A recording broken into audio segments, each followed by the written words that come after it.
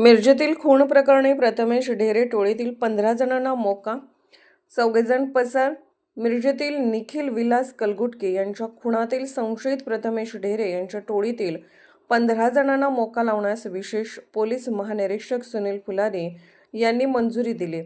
टोळीतील 11 जण अटकेत असून 14 जण पसार आहेत. टोळी प्रमुख प्रथमेश सुरेश ढेरे वय 25 राहणार ढेरेगल्ली मिरज, सदस्य विशाल बाजीराव शिरोळे, सरफिराज बाळासाहेब सय्यद, प्रतीक सचिन चव्हाण, करण लक्ष्मण बुधनाळे, गणेश उर्फ निहाल तानाजी कलगुटके, सूरज चंदू कोरे, संग्राम राजेश यादव, सलीम गौस पठाण, चेतन सुरेश कलगुटके, सोहेल उर्फ सुहेल जमीर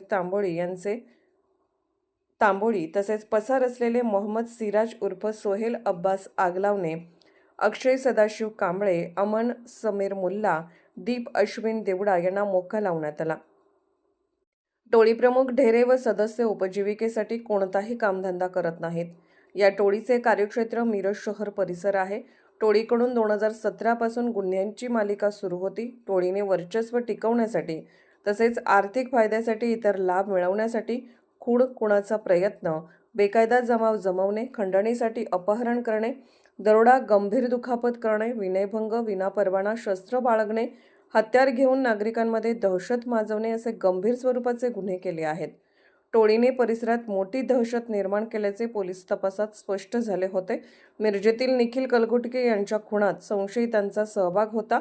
त्यापैकी 11 जणांना अटक केली असून 14 जण पसार आहेत. टोळीविरुद्ध महाराष्ट्र संघटित गुन्हेगारी नियंत्रण कायदा 1999 नुसार अतिरिक्त कलम लावण्यासाठी मिरज शहर पोलिसांनी प्रस्ताव बनवला होता. अप्पर अधीक्षक कल्पना बारवकर यांच्याकडून अभिप्राय घेऊन उपअधीक्षक प्रणेल गिल्टा यांनी पोलीस अधीक्षक संदीप घुगे यांना प्रस्ताव सादर केला.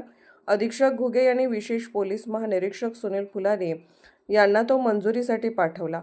फुलारी यांनी या प्रस्तावास मंजुरी दिली. या गुन्ह्याचा पुढील तपास आता विटा उपविभागाचे उपअधीक्षक विपुल पाटील यांच्याकडे वर्ग केला आहे.